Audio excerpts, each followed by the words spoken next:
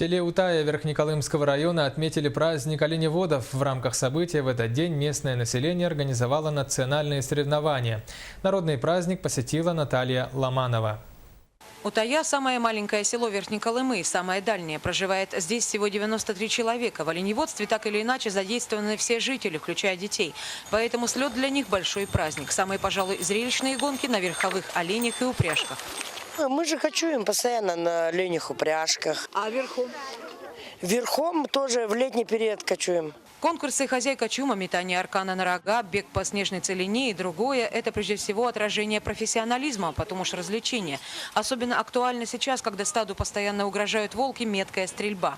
Вот тут здесь местные у нас есть 3 волка, вот они их не можем убить. Вот они тут спрятались в горах.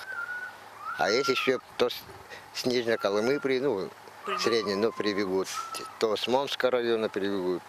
Еще в 2010 году 4 родовые общины были вынуждены объединиться в одно хозяйство. С укрупнением появилась надежда. Сейчас в потребительском кооперативе «Гяван» порядка 1000 оленей, работает 13 оленеводов, производство субсидируется. За прошлый год у нас производственные показатели очень хорошие. Мы получили неплохой приплод и сохранность, поэтому план мы выполнили. И по параметрам за январь у нас тоже параметры одни из хороших в республике.